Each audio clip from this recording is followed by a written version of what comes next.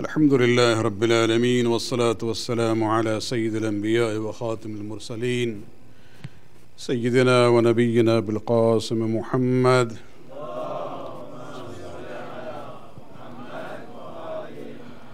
وعلى أهل بيته الطيبين الطاهرين المعصومين الذين أذهب الله عنهم الرجس وطهرهم تطهيرا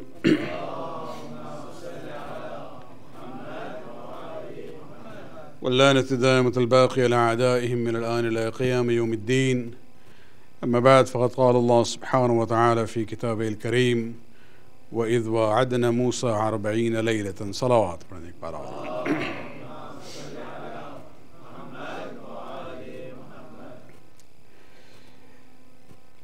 This week we commemorated the Arbaeen of Sayyid al-Shuhada, salawatullah alayhi.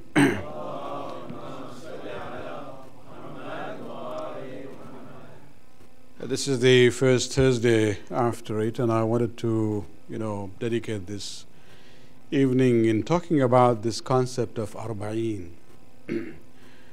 The word Arbaeen itself is a number, actually. Arbaeen means 40. And when we talk about the Chehlum of the Imam, Chehlum also means, 40th. That is the Farsi or the Urdu version of it. And in Arabic you would say Arbaeen.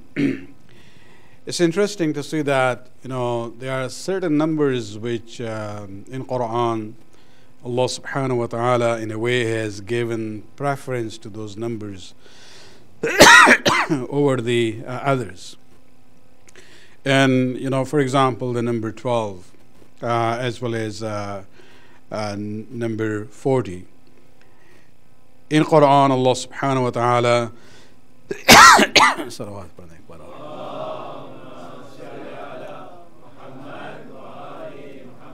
in Surah Ahqaf, which is Surah number 46, number 15, where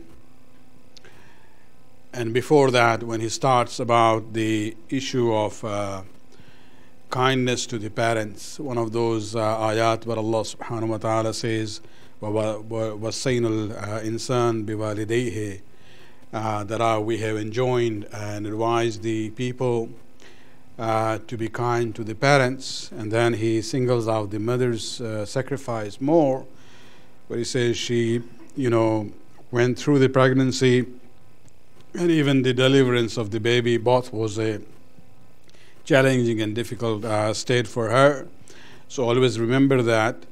And then Allah subhanahu wa ta'ala in a way talks about the expectation that He has from human beings in this regard to showing their appreciation to the parents. And this is not necessarily a statement of one individual, where He says حتى إذا بلغ أشده وبلغ 40 سنة. A child grows in this way under the care of the parents, especially the sacrifice of the mother, until the child reaches to Ashuddha. Ashuddha means the level of maturity, physical as well as mental. And then Allah subhanahu wa ta'ala says, وَبَلَغَ 40 سَنَةً, and then he reaches to the age of 40. At that time, قَالَ, then he prays, رَبِّ أَوْضِعْنِي أَنْ أَشْكُرَ نِعْمَتَكَ الَّتِي أَنْعَمْتَ عَلَيَّ وَعَلَى وَالِدَيَّ. Allah, give me the opportunity to thank you for the blessings that you have given to me and to my parents. وَنَعَامَلَ صَالِحًا تَرْضَاهُ, and so that I may do good deeds, which will be a matter of pleasure to Allah subhanahu wa ta'ala. وَأَصْلِحْ لِي فِي ذُرِّيَّتِي, and Allah, make it good for me as far as my children are concerned. Means, make them such that they are good and kind towards me. Here the word أَصْلِحْ لِي فِي ذُرِّيَّتِي has nothing to do with this, Islah and reform. I heard somebody reciting this ayah. They say, see, even Allah says that the parents have to reform themselves for the sake of the children. Baba, this is very crooked tafsir. This is a dua where we are saying, oh Allah, make it good for me. Aslih li, for me. fi dhurriyati, regarding my children, so they are kind to me when I reach to that old age. And interestingly, we are told that, once you reach to the age 40, that is the peak. After that, you start going down. Means whatever you have is that. That is the time where you reach to the maximum. Inni tubtu ilayka, O Allah, I do tawbah and return to you in repentance. Wa inni min al-muslimin, and I'm among those who submit to you. And so this is where we see that Allah subhanahu wa ta'ala also kind of gives a importance to this age of 40 for a human being. Even if you look at the case of Prophet Musa Kalimullah, when he first told him that I would like to give you Torah, and so he says, come to me, move away from your community in isolation, fast for 30 days. And so he tells his people, I'm going away for 30 days. And after 30 days, Allah subhanahu wa ta'ala says, well, what is the hurry? Stay 10 more days. Those 10 more days which had not been, announced to the people back, the Bani Israel, were the 10 days to see how they are reacting. Means these are the people who had suffered under Fir'aun. Allah sent different warnings to Fir'aun and his people, different kinds of azab.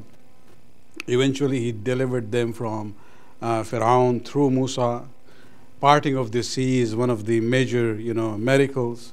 They came other side of the sea. They ran out of their provision. They asked for food, came from a special delivery. Then they said, we are tired with the same menu every day.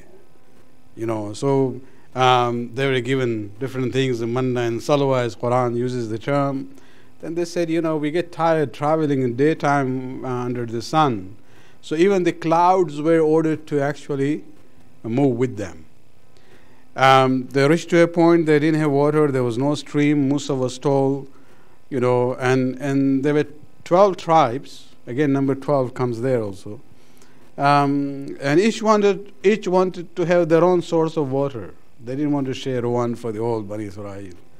And so Musa then, uses his miraculous asa, hits in 12 different points, and the water gushes out. All these things they had seen and they have felt the miracles. It's different from, seeing the Prophet doing a miracle. They were part of that process. And so Allah subhanahu wa ta'ala wanted to see what is their level of, loyalty to me. So 30 days they knew that he is gone and he will come back after 30 days, but he didn't come back. And I'm just assuming they must have given him 2-3 days, maybe he's lost in the mountains while coming back. And so we are left with, 1 week. In 1 week, what happens? Musa comes back and finds that majority of his people who were worshippers of one God became worshippers of the calf because of this Samiri. And that was the reason why Allah didn't tell Musa that come to me for 40 nights. He first said 30 and then he added 10 more. Some of our people they find it difficult to believe. How can it be that Rasulullah talked about Ali in Ghadir so much, and then just 2 months and few days after that, when he passes away, they forgot about it? Well, that was at least 2 months and few days. This is just 1 week. These are the people who have seen miracles and went through it, felt that. And if there is betrayal in that way, Quran, doesn't talk about stories just for stories. You have to learn from it. And so if there is no surprise over there, there shouldn't be surprise there among the Muslims when Rasulullah sallallahu alaihi wasallam passed away.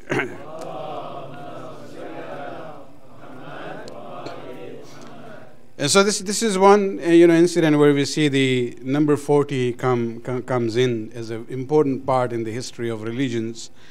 Then we look at the example of our own Prophet. He was raised by Allah subhanahu wa ta'ala as the last prophet.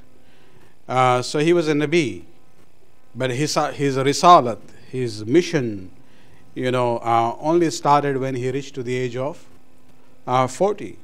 Now there are reasons for that. One of the main things was that Allah subhanahu wa ta'ala wanted the people of Mecca to see him as a child, as a youth, as a young man, and attest to his character as a Sadiq and Ameen. Then he will start talking about the message. So they will have no excuse to say, we don't know, why should we trust him? Well, you already know him from childhood. You know about his character. And so even there we see 40, it becomes an important event in the history. Even when it comes to the, in our Shi'i literature of Hadith about 40, it is different,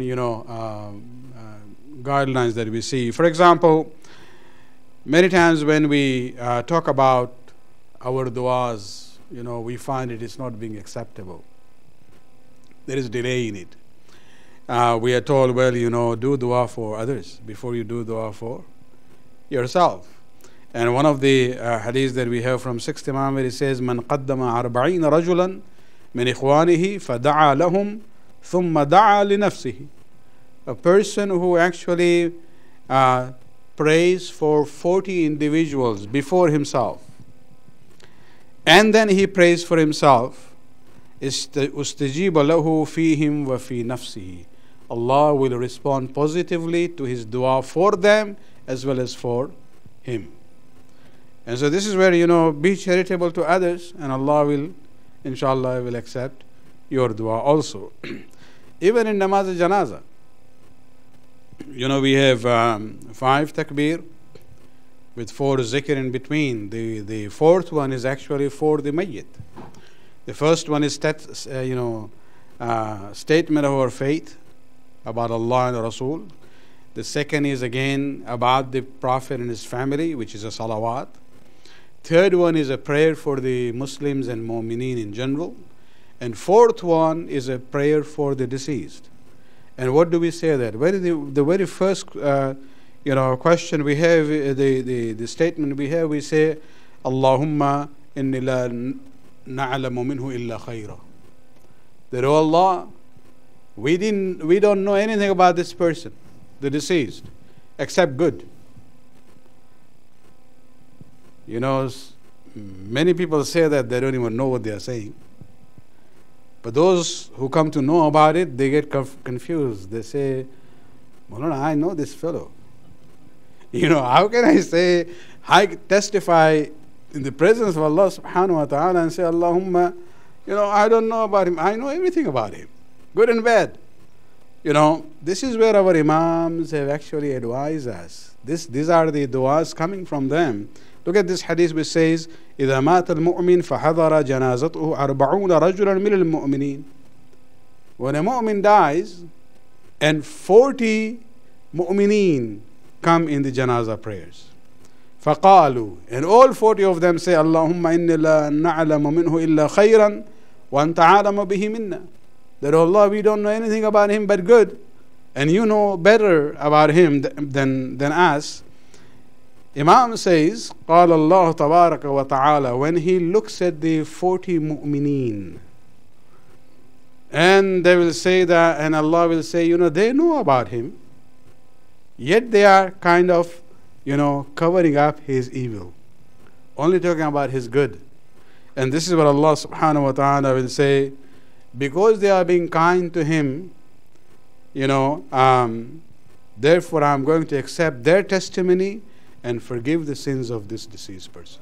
Salawat padne ek baar.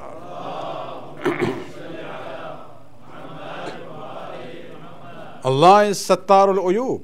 He covers the weaknesses of the people. And so when he sees mu'mineen are covering the weakness of this deceased, his mercy basically overflows in a way. It is overflowing all the time. But this is where one example comes up. And so again, the hadith is that if 40 mu'mineen, and therefore, the emphasis we have about the issue of, attending the janazah of the mu'mineen, it is a haqq of a mu'min or a mu'minah that people participate in the janazah. Salawat.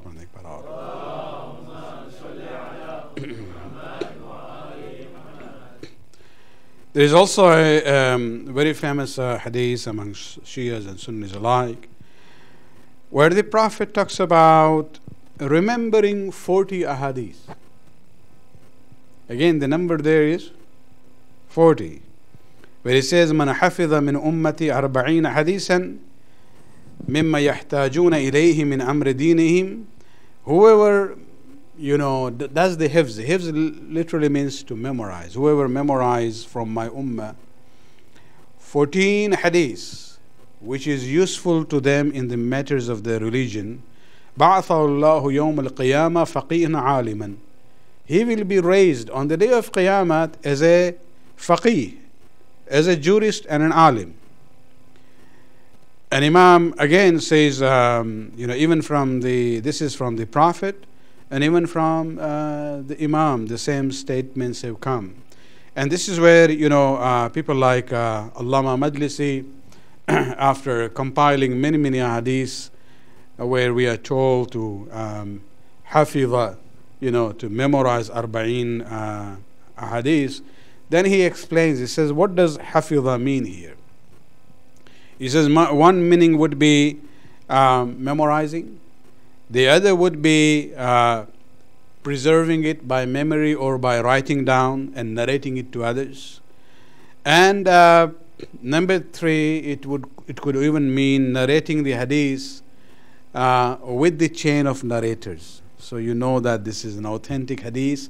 It has this connection going all the way to the Prophet himself. Of course, he says, even the issue of memorizing the Quran, the hadith, has levels. It's not only the memorizing the words, it means also contemplation on the words of the hadith and actually implementing that in our daily lives.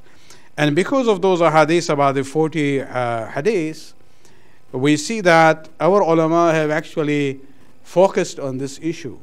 For example, Agha Buzurg Tehrani, a famous alim who died in early 70s, he was an expert in what we call Shia bibliography, about Shia books.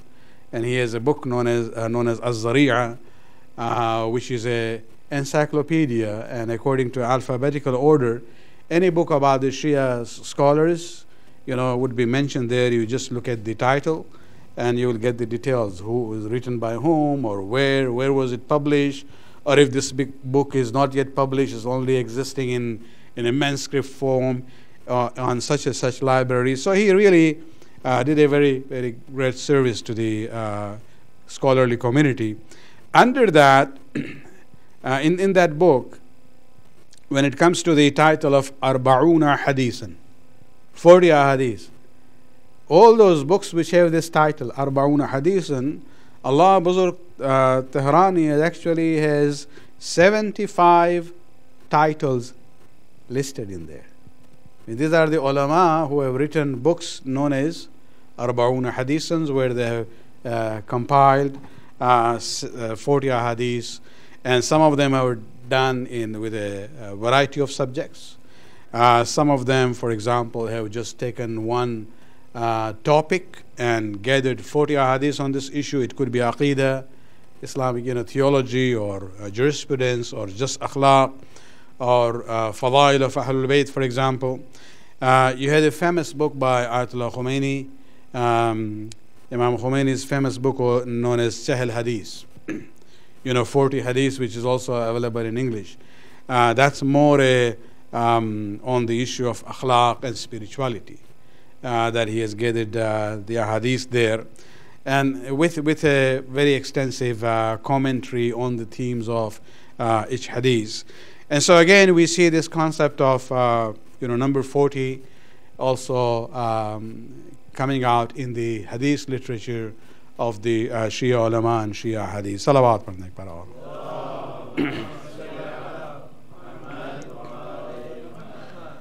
Of course, the most famous concept, or even the usage of the term Arbaeen, is associated to the Arbaeen of Sayyid al-Shuhada. And this actually comes from the hadith of the 11th Imam. It's Imam Hassan Askari alayhi salatu wasalam.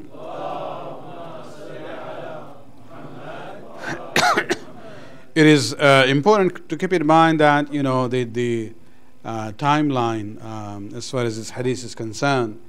Imam, 11th Imam and 12th Imam, they actually lived at the time when Mutawakkil was the ruler from Banu Abbas. Mutawakkil among the Banu Abbas Khulafa was equivalent to Yazid among Banu Umayyah as far as his hatred towards Ahlul Bayt and his agenda to eliminate the Shias is concerned. To the extent that once he had a very famous Shia poet by the name of Ibn Sayyid, very talented fellow in his field, an expert, and therefore because of his knowledge and expertise, Mutawakkil kind of insisted that you teach my children Arabic literature. So circumstances were such that Ibn Sayyid could not refuse. So he became the teacher of the sons of Mutawakkil. One day Mutawakkil comes into that room where he was teaching the two sons, and just to taunt Ibn Sayyid, because he knew that although he doesn't publicly say that, he knew that he is Shia in Taqiyya, hiding his faith. So to taunt Ibn Sayyid, he says, what do you think about my sons? Are they better or the sons of Ali? Comparing his own sons with Hassan and Hussein alayhi salatu wasalam.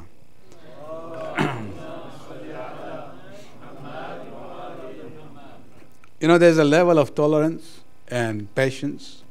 How long you will be quiet? That was the red line for Ibn Sayyid. He couldn't take it anymore.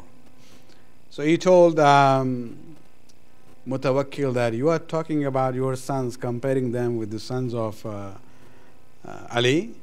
Your sons are not even on the level of the slave of Ali known as Qambar. You don't even compare them to the sons of Ali. Because of that statement, he actually lost his life. He ordered his soldiers to actually tie him in a pole. And because he was a poet, using his talent and his poetry in defense of the Ahlul Bayt, to promote the message of Ahlul Bayt, the method he's devised for his killing is that he asked them to actually pull out his tongue and cut it. And this is where is his shahadat happened of Ibn Sayyid. So just to give you an idea of the kind of the mentality and the environment where the 10th Imam and 11th Imam lived.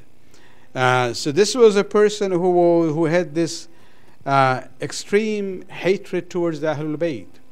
He is the person who's actually started preventing people from going for the ziyarat of Imam Hussein alayhi salam. He even tried, failed in it, but he tried to even erase the marks of the grave of Imam Hussein alayhi salam and the Shuhada. He did everything that he could, but he was not able to stop the ziyarat or erase the signs of the grave from Imam Hussein alayhi salam. And you see that Mutawakkil came and went away, but the shrine of Hussein ibn Ali is still there. People in millions now go for the ziyarat. This ziyarat, especially in Arbaeen, many times people would say, okay, why don't we go give more importance to the day of Ashura? Yes, we do the azan on the day of Ashura in a more intense manner than Arbaeen. But the ziyarat emphasized by Imam, our 11th Imam, is the ziyarat of Arbaeen.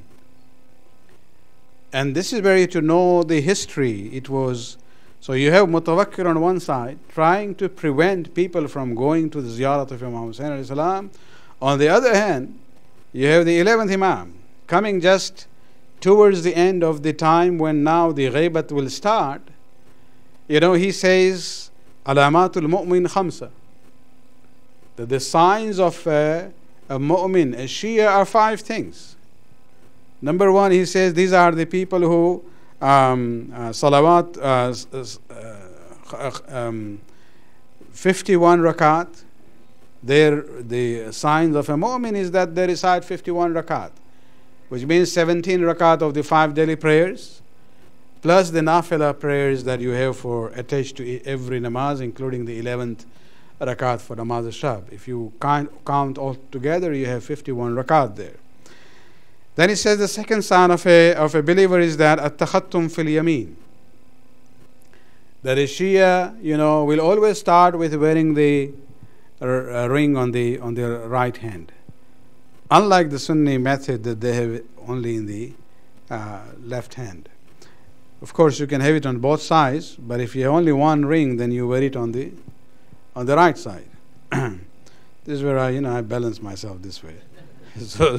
But if you have only one ring, this is where the Shi'i alamat is that you wear it on the right hand. It's interesting to see that the Sunni ulama actually say this clearly, that the sunnah is to wear the ring on the right hand, sunnat of Nabi. But because the Shias have now considered that to be their sign, we say it is preferred to wear on the left. Come on, we do many things which this Rasulullah used to do. Are you going to just abandon everything? And so this is amazing. Sometimes you have these labels which doesn't really fit in the full way. The third sign Imam mentions is the issue of ta'fir al-jabeen, where Imam says that when it comes to the alamat of a Shia is the one that who places his forehead on the earth, on the turbat. If you have the turbat of Imam Hussein alayhi salam, it has more virtue and spiritual meaning. And number 4, he says, wal jahr ba bismillahir rahmanir rahim. Alamat of a Shia, sign of a Shia is that whenever he would recite this surah in the namaz, whether it is Fajr and Maghrib and Isha where you recite the surahs loudly, or is Zohar and Asr where you recite the surah silently, Bismillahir Rahmanir Rahim is always pronounced by the Shias in a loud manner. Among the Sunnis, that is not the case. There is a dispute among them whether Bismillahir Rahmanir Rahim is even part of Surah Al-Hamd or not. And even if it is there, even if when they recite the surah loudly, they will recite Bismillahir Rahmanir Rahim silently. And this is where we see that, if you really want to go to the Sunnah of Rasulullah, you go through the path of the Ahlul Bayt. And the 5th sign, change the sequence here. The 5th sign that Imam mentions of a mu'min is ziyaratul Arbaeen. Why emphasize this issue? You have Mutawakkil on one side, preventing Shias from going for ziyarat of Hussein. Imam says, he can mention 50 signs, but he's only selecting 5. And among those 5, he says ziyarat Arbaeen. Ziyarat Arbaeen of Imam Hussein is given that importance. And this is there from the books of the early days. And you will see that this has been there all the time. It depends on, how Shias were able to travel those days or not. But the Iraqis have always maintained this tradition. And they have made it into a way of showing their devotion to the Ahlul Bayt, that even though they have the money to travel on buses or cars or horses, on camels those days, they would still prefer to go all the way to Karbala from their villages and cities and towns to Karbala in order to show their own devotion to the Ahlul Bayt. So it was not an issue of poverty. And this is where you see the tribes those days along that route coming from whether Baghdad to Karbala or Najaf to Karbala or Basra to Karbala, they will be there actually very willingly and insisting actually that we would like to serve the pilgrims of Hussein ibn Ali and the Zahirin. And so what do you see now, for example, from Karbala to from Najaf to Karbala, that people go even from foreign countries and start their walk. It's just picking up that tradition started by the Iraqi Shias. Now it's kind of more organized as far as the mawaqib, the stops are concerned, where they have all the facilities and everything. Although how they do it for 20 million people, I don't know. We see what happens in a Hajj. Only 5 million people. They sometimes they cannot handle it. Stampede and this and that. People die. But in these kinds of walks, and again, it's the same situation. You had Mutawakkil those days. We had Saddam during our days. Saddam also prevented people from going for the ziyarat of Arbaeen. Especially, he didn't like this whole issue of walking to Karbala. So what happened those time, and it is repeated during our time.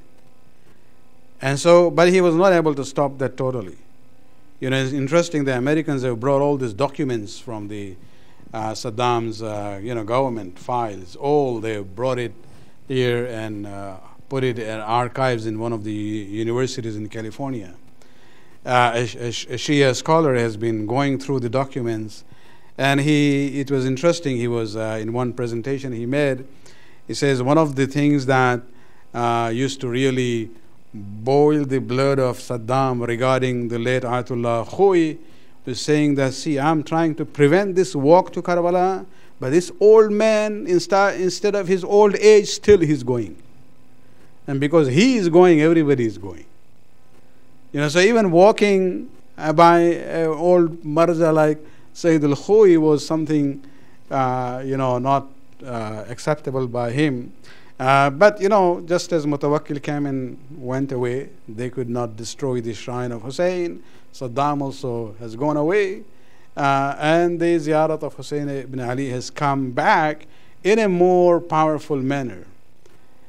And this is where I would like to, connect it with the message for ourselves that ये जो मामला अरबईन की ज़ियारत का है, especially if you look at these numbers increasing every year to the extent that they are saying now 15 to 20 million people. And they don't go and stay there for a long time. Especially the Iraqi people, they had the tradition. They would just go there, do the ziyarat and start their walk back. Because the city of Karbala doesn't have the capacity in that way. And that is how this is managed. And so when you look at it, especially after the attempt by the ISIS to come close to Samarra and then, approach Karbala, where Ayatollah Sistani then gave this order of, the public militia getting involved to defend their land. And this is how ISIS was then pushed out from Iraq. You see people from all different religious backgrounds. Even Christian, scholars are coming in. Even Azadi, who are not from Muslims. They have pre-Islamic religion. They are coming in. People from different groups, and the way they feel this devotion, and especially the universal message of Imam Hussein alayhi salam, this is very amazing. ये जो numbers बढ़ते चले जा रहे हैं हर साल. Sometimes we think that, हम क्या करते हैं हुसैन के लिए. एक organization है who is Hussein in the Western world, which our youths have actually started from England and आस्ते आस्ते दूसरे ममालिक में भी spread हुआ है. और वो सही है कि हमें ये पैगाम पहुंचाना है पूरी दुनिया में कि हुसैन कौन है. Hussein becomes the beginning point of knowing what is Islam for many. Especially जब आप ट्रेजेडी को आप बयान करते हैं तो लोगों का दिल जो है नरम हो जाता है और वो पढ़ना शुरू करते हैं. वेटिकन का एक लेक्चरर है, हमें साउथ अफ्रीका में एक मीटिंग हुई थी उसके साथ, तो वो उसने स्टडी करना शुरू किया इमाम हुसैन अलैहिस्सलाम को, and he intends to write a book on it. लेकिन जब हुसैन अलैहिस्सलाम के बारे में तहकीक कर रहा था, he was led, and pulled towards the personality of Fatima Zahra. تو اس نے اپنی وہ اسٹڈی حسین کے بارے میں چھوڑ کے بی بی فاطمہ پر پوری کتاب لکھی ہے اس نے. Now he is going back to the issue of Hussein ibn Ali. So امام حسین کا نام جو ہے یہ this is the beginning of the point to know what is Islam. اور یہ جو اتنی بڑی تعداد میں جو زائرین جاتے ہیں, ہمیں ایکچولی کنیکٹ کرنا ہے اس کو ظہور امام کے ساتھ. آپ دیکھیں کہ روایات میں ہے ہمارے یہاں کہ امام زمانہ کا جب ظہور ہوگا, and when he will make this appearance in Mecca between Maqam and Rukn, he is going to announce his arrival. 5 wordings ہوں گے امام کے. پہلا یہی ہوگا کہ الا یا اہل العالم I am the قائم and the مہدی. لیکن وہ 5 میں سے 3 جو ہیں عجیب و غریب ہے, اور امام کی جو آواز جو ہے پوری دنیا میں پھیلے گی. ہمارے لیے اب یہ سمجھنا اتنا ڈیفیکلٹ نہیں ہے with the means of communication that one person can say one thing in one part of the world, the whole world hears about it. اگر ہمارے پاس ٹولز ہیں تو امام کے پاس وہ میریکلز پاور ہے. امام اپنا انٹروڈکشن کرائیں گے, 2 ان کا اپنے ہوگے, لیکن پوری دنیا کو کیا بتائیں گے؟ الا یا اہل العالم ان جد الحسین قتلوه عطشانا. او پیپل آف دی دنیا, میرے جد حسین کو لوگوں نے پیاسا شہید کیا ہے. دوسرا عنوان اپنے کو انٹروڈیوس کر رہے ہیں for the first time to the whole world. الا یا اہل العالم ان جد الحسین طرحوه عریانا. کہ دنیا کے لوگ میرے جد حسین کو ان لوگوں نے قتل کرنے کے بعد ان کے لباس کو بھی سلب کر لیا اور اسی طرح سے زمین پر چھوڑ دیا. الا یا اہل العالم ان جد الحسین سحقوه عدوانا. کہ اے لوگوں, میرے جد حسین کے جسم کو ٹکڑے ٹکڑے کر دیا ہے بغض کی بنیاد پر. یہ جو لاشے کو پامال کیا گیا ہے, اس کا ذکر جو ہے حضرت حجت کریں گے اپنے اس انٹروڈکشن میں. یہ اسی وقت ہوگا, یہ ظہور اور یہ اعلان اسی وقت ہوگا جب پوری دنیا پہچان چکی ہوگی کہ حسین کون ہے. اور یہ اسی ٹائپ کے جلوس اور یہ اربعین کا جو سلسلہ ہے اس کے ذریعے ہے.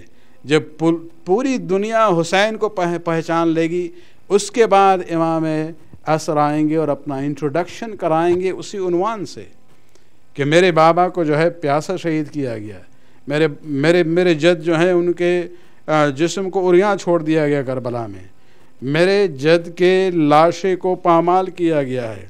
یہ وہی درد تھا جو امام زین العابدین کے دل میں تھا. یہ جو قافلہ چلا ہے جب کربلا سے, اور جب ان کو شہداء کے لاشوں کے قریب سے گزارا گیا ہے, اس وقت جو ہے ہر بیوی نے اپنے کو گرا لیا اور سب جو ہیں وہ شہداء کے لاشوں کے قریب آ کے رونا شروع کر دیتی ہیں. امام زین العابدین اسی اپنے سواری پہ تھے اور پریزنر کی حیثیت سے تھے. اس وقت جناب زینب جو ہے حسین کے لاشے پر بین کر رہی تھی, رو رہی تھی. عام طور سے خواتین زیادہ ایموشنل اور جذباتی ہوتی ہیں, لیکن کربلا میں ہم نے عجیب غریب بات دیکھی ہے کہ جناب زینب روتے روتے ایک مرتبہ نظر جو ہے عابد بیمار کے چہرے کی طرف جاتی ہے. زینب جو ہے اپنے ان جذبات پر قابو کر کے خاموش ہو جاتی ہیں اور امام سجاد سے کہتی ہیں, بیٹا تمہاری کیفیت کیا ہو رہی ہے؟ تم کچھ کہہ نہیں رہے ہو, لیکن تمہارے چہرے سے لگ رہا ہے جیسے ابھی جو ہے تمہاری روح جو ہے جسم سے الگ ہو جائے گی. اس وقت امام کہتے ہیں, پھوپھی جان میری یہ کیفیت کیوں نہ ہو کہ ہم زندہ ہیں اور جوان ہیں, کربلا چھوڑ کے جا رہے ہیں، میرے بابا کا لاشا بے گور و کفن یہاں پڑا ہوا ہے، میرے بھائیوں کا لاشا ہے، میرے چچاؤں کا لاشا ہے۔ اس وقت زینب نے اس وقت تسلی دی ہے کہ اے امام سجاد، ہم نے اپنے بابا سے سنا ہے، انہوں نے کہا ہے کہ یہاں تمہارے بابا کا مزار بنے گا اور بہت ہی شان و شوکت ہوگی اور لوگ بڑی تعداد میں تیرے بابا کی زیارت کے لیے آئیں گے۔ الا لعنۃ اللہ علی القوم الظالمین سیعلم الذین ظلموا ای منقلب ینقلبون۔ خداوند اس بات قبول فرما، ہمارے گناہوں کو بخش دے، ہمارے توفیقات میں اضافہ فرما۔ خداوندہ شیعان علی جہاں بھی ہیں ان کو اپنے حفظ امان میں رکھ، جتنے زائرین اربعین کی زیارت کے لیے گئے ہیں خداوندہ ان کو صحیح و سلامتی کے ساتھ اپنے وطن میں پہنچا، امام کے ظہور میں تعجل فرما۔ ربنا تقبل منا انک انت السمیع العلیم۔